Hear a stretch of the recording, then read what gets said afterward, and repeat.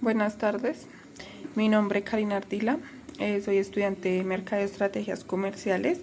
A continuación les voy a mostrar los principios básicos del derecho laboral, que pues está dividido en 3 puntos, que son la prima de servicio, las dotaciones y las cesantías.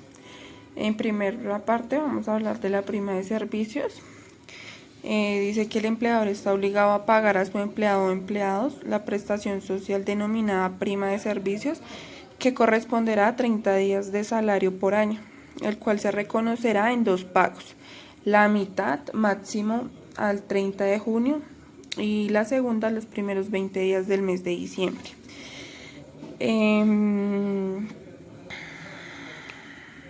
Se incluye en esta prestación económica a los trabajadores de servicio doméstico, a choferes de servicio familiar, trabajadores por días o trabajadores fincas y en general. O sea, se puede decir que las señoras del aseo también. Los trabajadores contemplados en el título 3 del Código de Trabajo, del sustantivo de trabajo del artículo 306. Hay una fórmula para la liquidación de la prima de servicios, que consiste en el valor de la quincena multiplicado por los días trabajados en el respectivo semestre. Esto se divide por 180. Hay dos variables, que la primera es: si se va a liquidar prima de servicios completa, basta con tomar el salario base, dividirlo entre 2 y este es el resultado. Y si va a liquidar prima de servicios proporcional, tome el valor del salario y divídalo entre 2 para obtener el valor de la quincena. Luego multiplique esta quincena por el número de días trabajados en el semestre y por último divídalo entre 180, que son los días que corresponde a un semestre. Esta es la siguiente fórmula pues que escribí ahí. Se coge el valor de la quincena, acá hay un ejemplo. Cogemos lo que es auxilio de transporte, sueldo, horas extras, comisiones, bonificaciones permanentes y total. El total es de 1.646.957 y el cálculo es, como se pueden dar cuenta, cogí todo lo pago, o sea, los sueldos, todos los pagos, y lo multipliqué por 180, luego lo dividí por 360 y este me da el valor de la prima para junio, o sea, para el primer pago, que es de 823.400. Bueno, las dotaciones. La dotación es la prestación social a cargo del empleado o empleador que habitualmente cuente con uno o más trabajadores permanentes. Consiste en entregar materialmente de forma gratuita y 3 veces al año laborado un vestido y un par de zapatos al trabajador para que sea usado en labores propias de su empleo. El empleador será quien defina el tipo de calzado y vestido de labor más conveniente. El trabajador tiene que tener en cuenta la naturaleza y el tipo de funciones que desempeña, el clima y el medio ambiente. Existen 3 fechas de entrega de dotación, que son el 30 de abril, el 31 de agosto y el 20 de diciembre. Los beneficiarios que reciben la dotación son el trabajador permanente, vinculado mediante relación social y reglamentaria o por contrato de trabajo. También el servidor que haya laborado para el empleador por lo menos 3 meses en forma interrumpida antes de la fecha de cada suministro. Y también el trabajador que devengue una asignación básica mensual inferior a 2 veces el salario mínimo legal mensual vigente. Seguimos con las cesantías, el último punto, pero como el más extenso. Las cesantías básicamente constituyen la prestación social a cargo del empleador de pagar a sus trabajadores un mes de salario por cada año de servicio y proporcionalmente por fracciones de un año, de acuerdo con los saldos acumulados al 31 de diciembre a cada año. Existen 3 regímenes de cesantías. El primero es el sistema tradicional, que es para trabajadores vinculados con contrato de trabajo antes del 1 de enero de 1991 o que no se acojan al sistema de liquidación anual. Para efectos de liquidación tendrá un carácter definitivo cuando termine el contrato de trabajo o cuando el trabajador se acoja al salario integral. Tendrá carácter parcial pero definitivo. Cuando de servicio militar o sustitución de empleadores se trate, y tendrá carácter parcial o anticipo cuando su destino sea mejorar las condiciones de vivienda del trabajador.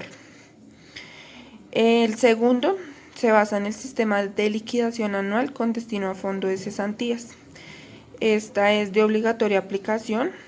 En este sistema las cesantías se liquidan de forma definitiva el 31 de diciembre de cada año o fracción correspondiente que consignan y se consignan en el fondo escogido por el trabajador a más tardar el 15 de febrero del siguiente año.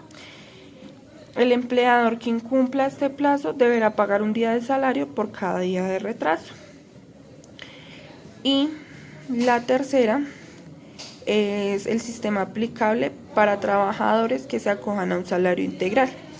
Los trabajadores vinculados con el contrato de trabajo que desean acogerse al salario integral reciban la liquidación definitiva de las cesantías hasta la fecha en que trabajan con salario convencional. Entonces, acá dice que para saber el tiempo de que el trabajador ha estado en servicio en la empresa es necesario que se mida en días, para lo cual se sugiere restar la fecha de ingreso de la fecha de retiro. Pueden pasar que algunas cifras no se puedan restar, por lo cual se prestarán en unidades. Y hay 3 sistemas aplicables de trabajadores.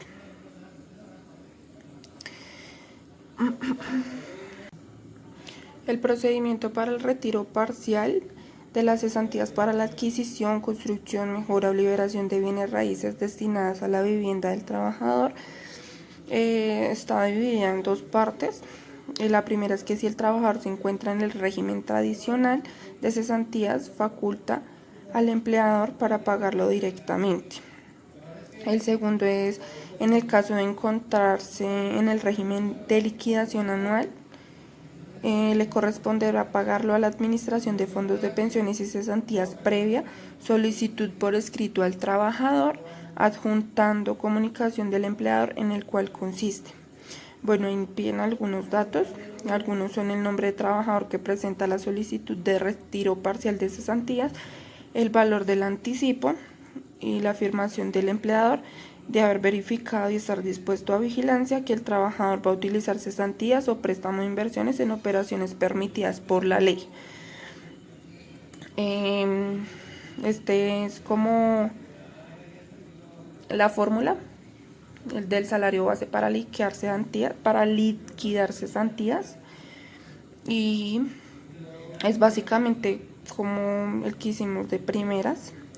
Pero entonces acá cogemos el salario base, lo multiplicamos por días laborados y lo dividimos por 360.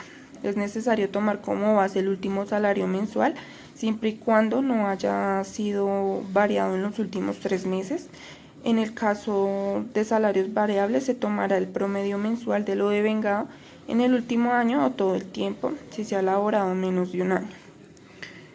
Y acá están los intereses sobre las cesantías, que se coge el valor de las cesantías por días trabajados y ahí se le agrega el 0.12. Todo eso se multiplica y se divide por 360 días.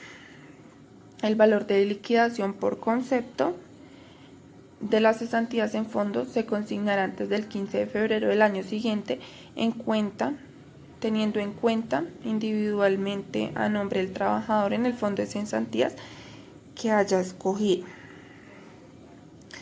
Y acá vemos el aporte, que es con trabajadores, y aporte con trabajadores independientes. El aporte de trabajadores con salario integral es para los trabajadores que pacten salario integral, la afiliación de mecanismo de protección al cesante. El trabajador con salario integral es voluntaria y el ahorro de cesantía será igualmente voluntario y se consignará anualmente en su cuenta de cesantías. Para acceder al Fondo de Solidaridad de Fomento del Empleo y Protección de Cesantes, los trabajadores con salario integral deberán realizar aportes en las cajas de compensación familiar en las mismas condiciones que los trabajos dependientes. En los trabajadores independientes, dice que la afiliación al mecanismo de protección al cesante es voluntaria. El ahorro de las cesantías será igualmente voluntario y se consignará anualmente a una cuenta de cesantías. Para acceder al Fondo de Solidaridad de Fomento del Empleo y Protección al Cesante, los trabajadores independientes deberán realizar aportes en las cajas de compensación familiar en las mismas condiciones de los trabajadores dependientes, o sea, de los anteriores, por lo menos 2 años consecutivos, y la afiliación de los trabajadores independientes al mecanismo de protección cesante requerirá a todo caso la afiliación previa a los sistemas de seguridad social y pensiones y cajas de compensación familiar. Bueno, básicamente pues esto era lo que les iba a explicar. Espero pues les sirva de algo y gracias.